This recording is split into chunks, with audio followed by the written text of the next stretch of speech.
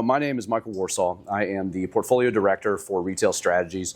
If you're not familiar with what we do, I'm going to give kind of a brief intro to how we do, and where we do it. And then we're going to dive into a little bit of the data that makes Volo unique. So what I wanted to do was kind of run through this and talk about the home run real estate and the data to prove it, right?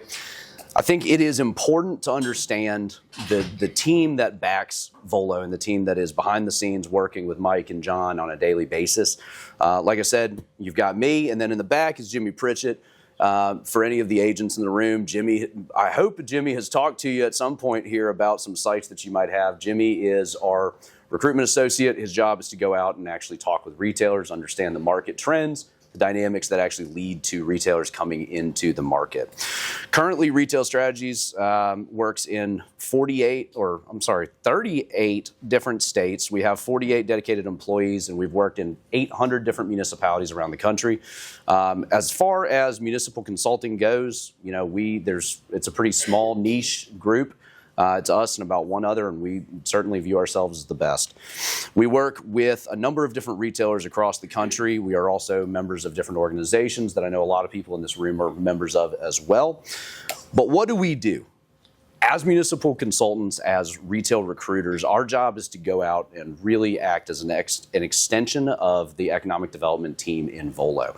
It's to work with the municipality to go out and figure out what are the best retail solutions, who are the retailers that fit the market, and who are the retailers that we need to target to actually bring in to make an impact. Now, from a local standpoint, one of the things that I always want to say is we are not here to replace mom and pop businesses. We are not here to push them out. What we are is we are an extension of that team to really help build that retail footprint across a municipality that brings us in. So for Volo in particular, that has been a task that we've been working on for a number of years now, really trying to elevate and move that retail up to the next level, right? Recruiting large, major national and international corporations to come into Volo and working with developers like yourselves to go and recruit some of those businesses as well. I'm actually going to go back. What I always tell people, though, and I think that this is a key here, is that Jimmy and I and our team back in Birmingham, Alabama, we are experts in national retail recruitment. That is what we are. We are not experts, though, in the local municipality and the local sites. So one of the things that I always want to make sure that we're doing is working with the agents, working with the brokers in the market, working with everybody else that's in this room to really help understand the footprint and understand where these retailers can go. Again, our job is to go out and recruit. Our job is to work with these retailers on the national level, to work with franchisees when given that opportunity, and to really help land them in the market. But you guys are the local experts, the people that are in Volo, the people that are in Lake County, the people that are in Chicago. You guys know Volo better than anyone, and we never want to step on that, right? We understand our place in this, and we understand kind of where we come into this transaction and come into this deal. Again, we are third party, so I think that's really, really clear. I want to make that clear that we are third party to this. Our job is to assist in getting eyes on Volo. So I always think it's interesting to kind of break down retail and particularly retail into a couple of different categories and understanding what a home run site really is. It comes down to a couple different things. Now, I can tell you there are different ways of saying it. Different people have different definitions of what makes the home run real estate site a home run, right? I put it into a couple of different categories. I would say it starts with traffic, right? If we don't have traffic, then we don't have retail. We don't have consumers. We don't have really the people that are actually spending the money on that retail that's going to fuel this deal. Volo has traffic. Volo has fantastic traffic numbers. So when we look at the intersection here, what I was kind of trying to put out here was the fact that we basically are sitting at the crossroads of two major highways. The crossroads that we're sitting at today and sitting right behind today, it acts as a catalyst for that, right? We've got the traffic, we've got what we need. I'm going to dive into some of the other things that we talk about, like access. Access is another key piece of this puzzle. When we look at Woodman's, that is a major market driver. That's what we consider for market co-tenancy being important, right? We want market co-tenancy. But the access in and out of Volo is fantastic. You can be downtown in no time. You can be north into Wisconsin in no time. We're sitting at a crossroads. That is incredibly important, and it's critical to retailers to have that traffic and the access that really goes along with it. Now, the last big key here that I really want to highlight is the market co-tenancy. You know, one of the things that Jimmy and I and our team talks about is where are we today and where do we want to be, right? So what we do is we talk about a retail ladder, right? Where are we on that ladder today? The nice thing about Volo has fantastic retail as is. It has existing retail that makes a difference. Woodman's in particular is one that is a catalyst and is a market driver unlike many others. I'm going to dive in a little bit to why that's the case and really show some of their numbers. But on top of that, we have Menards, we have Meijer, we have Jewel Osco, Home Depot. We're not starting with nothing here, which is really critical to a retailer's perspective on a market, right? We want to make sure that there is a good foundation and that a retailer can build upon that foundation. The nice thing here is that we also have a wide variety of retail types. We have grocery, we've got daily services, and then we top it off really with good food, right? One of the things that I'm extremely proud of when we work in Volo is having opportunities to work with mom and pop businesses like Volo Quality Meats, who, I mean, talk about a good breakfast here. I grew up in Alabama, and I got to tell you, we grew up on Sister Schubert rolls. These might be the best pigs in a blanket that I've had, so I thank you guys for that. Now, when we look at Volo and we look at any market, I think it's important to break it out into two different categories here, right? We have what happens within the municipal boundaries, and that's key, obviously, to any city, to understand who are your constituents, who are the people that drive this, that drive the market, that drive the city, that actually make a difference here and are in that community. But the other piece is to understand it from a trade area standpoint. I think I'll go ahead and say it for any of you that don't know, retailers don't look at boundaries. They don't care where a city boundary is unless your taxes are 3% higher. They just don't look at it. So what they look at is they look at CTAs, consumer trade areas. They look at the actual draw for those consumers, who the demographics are, who are the people that are going to be spending money in the market. What's amazing about Volo is Volo sits at the crossroads, like I said, of some pretty amazing demographics. So I'm going to dive in here a little bit to talk about some of those numbers and kind of the data that actually drives a retailer's decision, but also the data that really helps to talk about why Volo is a place to be and a place to develop and a place to spend money. So I'm going to start with Woodman's. What we do, and I'm sure that at this point everybody in the room is familiar with Placer and familiar with mobility data tracking, but if you're not, I'll go ahead and be the bearer of bad news that all of your cell phones are being tracked as you sit here. When you swipe through your new apps that you download and you click agree and you don't read those terms and conditions, it's being bought by guys like me. So there's the bad news. I'm sorry to have to be the one to tell you that. But what we're able to do with that is really understand who our consumers are. So when you go and you shop at Lowe's or Home Depot, whatever that might be, when you walk through that front door, your phone is getting pinged every single time. Again, if you click agree, it's happening. I hate that for you. I'm sorry. It was a bad part of learning how to do this job. I kind of realized there is no such thing as privacy anymore. But what we're able to do with that is then understand where people are coming from, understand where a true trade area or what our true trade area actually is. The trade area for Woodman's is an interesting example for me. Now, I'll go ahead and tell you Woodman's is the #1 grocery store in the state of Illinois. It is phenomenal. They are absolutely knocking it out of the park. On raw visit counts alone, so this is the actual number of devices that are being pinged, the actual number that's very critical here, is over 500,000 pings per year. What that means is those are individual devices, 500,000 visits per year. The aggregated number, though, of visits per year is closer to 2.1 million visits. That is a lot of visitors. That's a lot of individuals who are coming into Woodman's, shopping for groceries, and then hopefully spending money across the street in Volo. Now, the important thing here is that obviously our boundaries are where they are. They're sitting across the street. Lakemore is right there, Volo is right here. But what's unique about this is that the Woodman's traffic and the draw from Woodman's and the draw from the existing retail around Woodman's is critical as a catalyst for Volo. It can't be ignored, right? It might be a different municipality, but again, those trade areas don't see boundaries. They don't see where people are or where those constituents are versus where they are not. So the trade area for Woodman's actually, you can see it here on the map. We use census block data to show this. That is 70% of the traffic that's coming into Woodman's on an annual basis. What that really represents is your core consumer group. That means that 70% of the visitors that are coming to Woodman's are coming from within those red and orange and kind of funky colored squares that you see. 70 is typically that's the number that we want to use. It's an accurate representation of where people are coming from. I personally don't like counting 100% because Michael Warsaw from Birmingham, Alabama shouldn't necessarily count as a strong consumer to count on, because even though my little dot will show up in Birmingham, Alabama, I'm not going to be at Woodman's 3 times a week every single week. There are a lot of people who are. So when we look at that, what we want to understand is, again, what are those numbers? What does it look like when we actually take that 70% and understand who those 70% of our consumers really are? So what we've done, and I'm gonna go through a couple of others here, is we've actually pulled together the entirety of the trade area for you. So this is the trade area for Volo. What you're seeing right now is a 70% traffic from all of the national retailers within Volo from a market standpoint.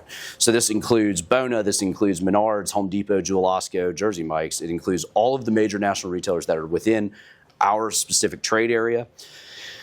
What you see is we're crossing state lines here. It's an incredibly large trade area, and it's one that, again, I think really helps to highlight the fact that Volo sits at a crossroads. There are people coming from all across the northern stretch that are coming in, going down to work on a daily basis, that are spending money every single day in Volo. That's a key indicator of success for retailers. They want to understand where those people are coming from. They want to understand who they are. So what we've done, again, is we've actually broken it out. I've narrowed that down even further to really who are your most prominent consumers on that daily basis. And here's the thing that I think is really amazing, is that from a retailer's perspective, that CTA has taken those numbers in Volo from about 7,000, a population of about 7,000. Now we're looking at a trade area with a population of around 320,000. So the trade area is really what's important. That means that is the access we have to consumers. There are 320,000 consumers that we have reasonable access to on a daily basis. Those numbers are important. Again, what I want to make very, very clear is what happens in Volo within the boundaries is extremely important. But consumers don't look at the boundaries. If you're going to a Best Buy, I would be willing to bet you don't stop at the city line where you're going just because you know that you're crossing that line and turn around and go the other direction. People don't do it. We don't shop that way. People shop out of convenience, right? So when we look at Volo's trade area, again, we're looking at about 320,000 people, about 120,000 households. But I want everybody to kind of notice, and it's a little bit small there, but at the bottom, we've got that median household income. Median household income and average household incomes here, no surprise if you're familiar with the area, are 6 figures. They're phenomenal, right? When we look at the trade area, this is the consumer base. This is who you have access to. This is who a retailer has access to. So when they're looking at opening a new store, maybe it's a $50 million investment, what I want retailers to understand and what we pitch to retailers is this is who your consumer is. This is the access to the actual market that you have by being in Volo. Those numbers, again, if you can't see it, the average household income is $140,000. That is beating the national average by, multiples, many multiples. That is a phenomenal number. And it's one that, again, I think from a retail standpoint, we've got to highlight. And it's one that we highlight on a daily basis.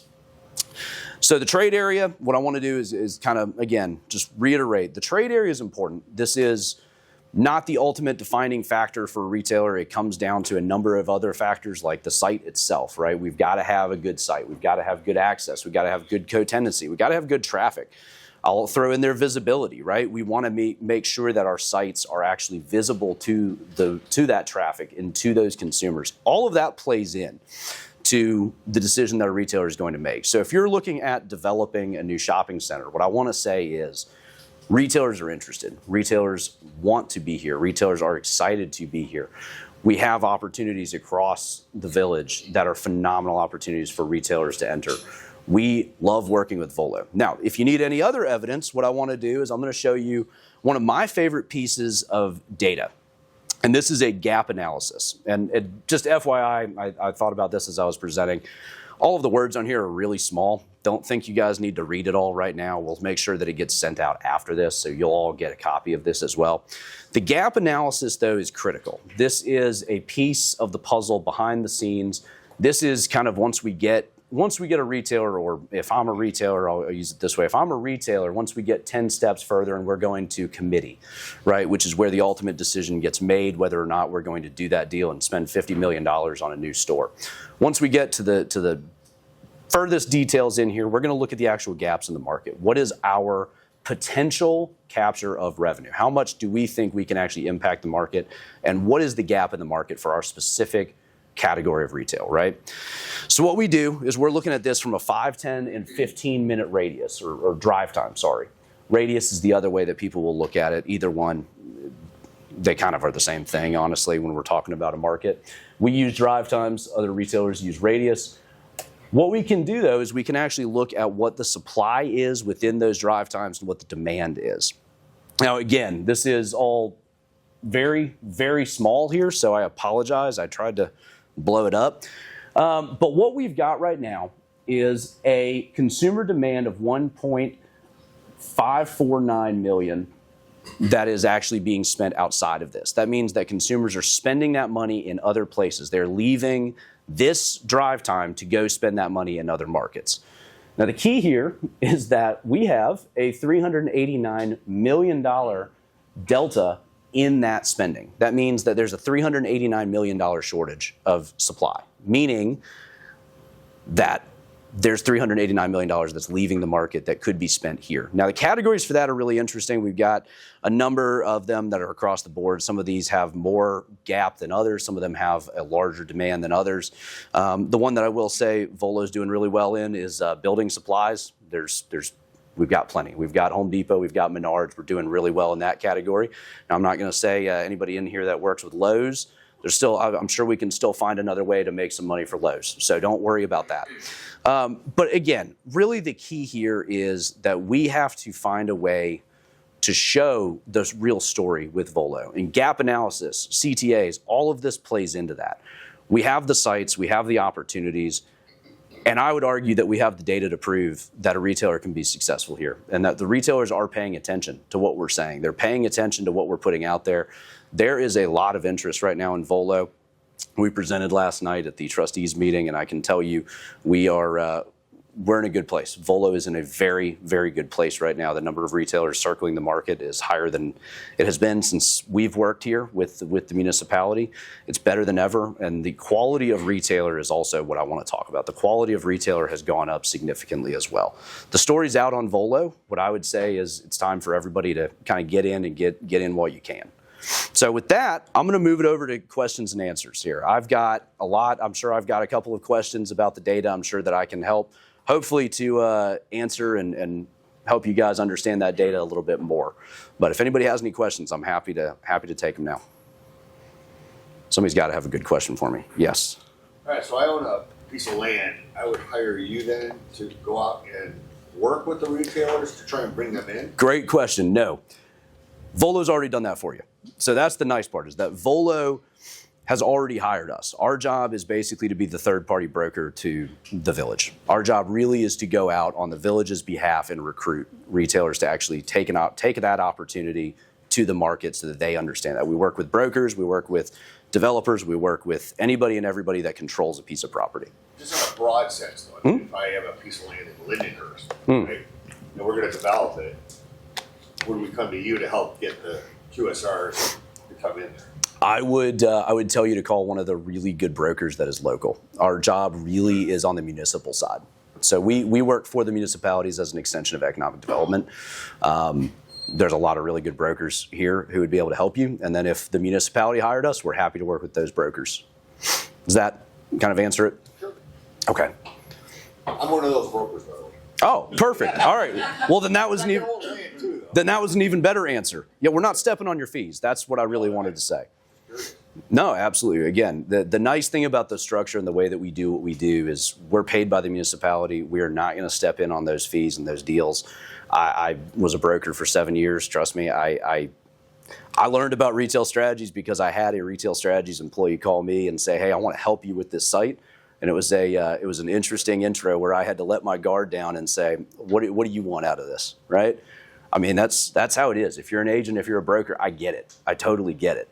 So trust me, we want to be an advocate. We want to help. We want to get your sites out there. And for you, the nice part is it's free. It's the really nice part. Yes, absolutely. Yeah, what are you finding in terms of what I guess we'll call the horizontal?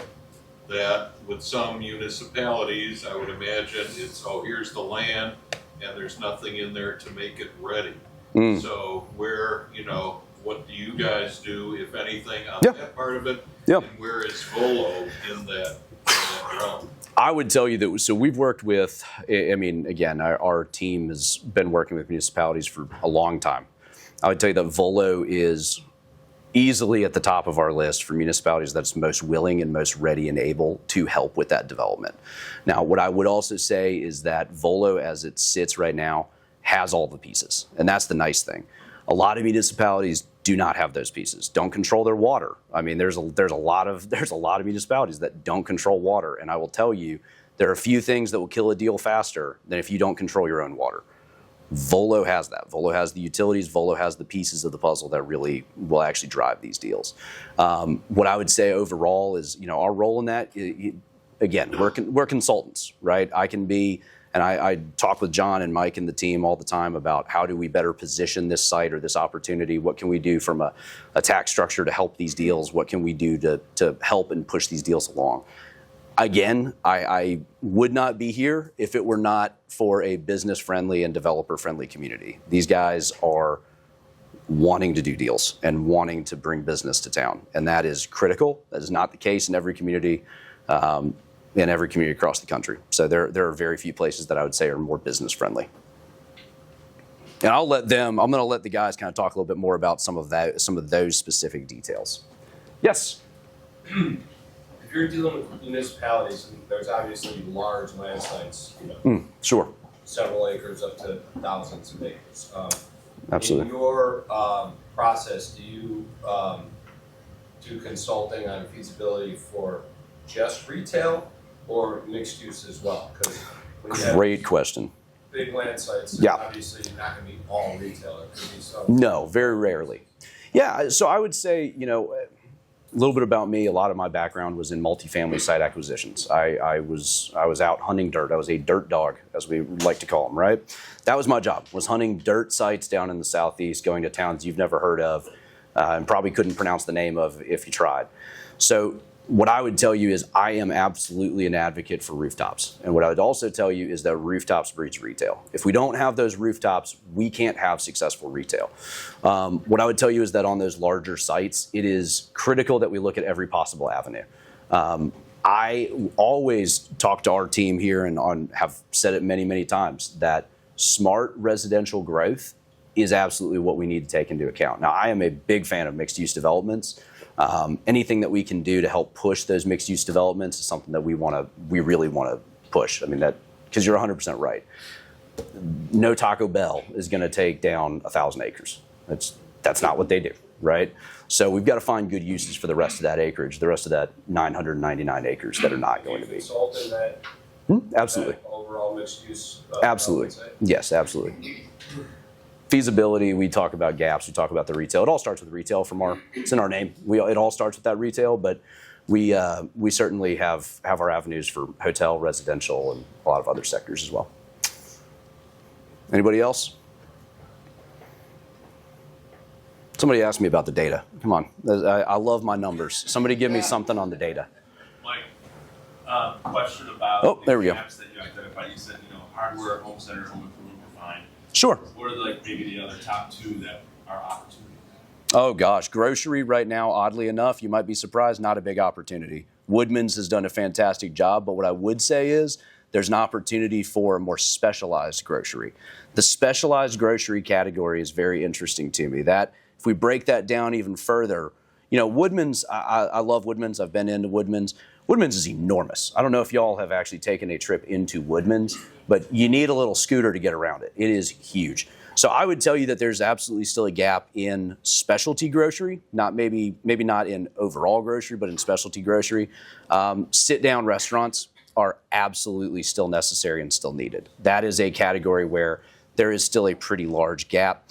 Oddly enough, coffee, there's still a small gap in coffee, which again, we've got two coffee groups represented here today, Starbucks and Dunkin', with another Starbucks north of us. So we look across the board. There are still a number of categories where there are gaps. I would say though, food is probably our biggest category where we could see real positive growth. Thank you. Yeah, absolutely. Yes, ma'am.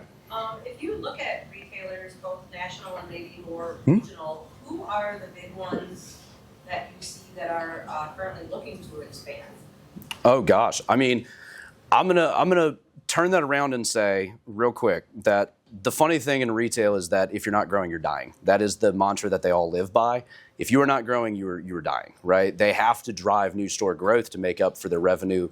It all starts with Wall Street, right? Wall Street demands returns. Wall Street says, how are we going to get returns? We can't keep increasing prices on consumers, although it kind of feels like it.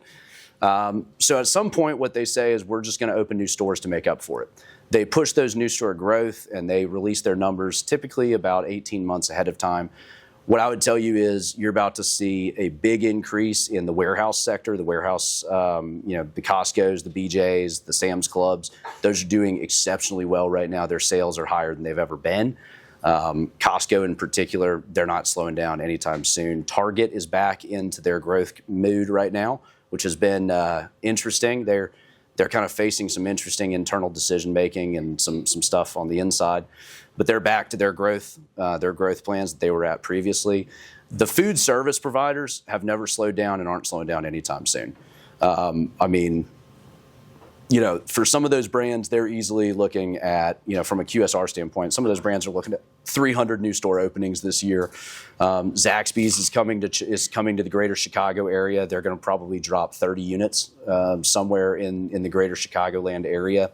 Jack in the Box out of LA, they're coming. They're on their way in.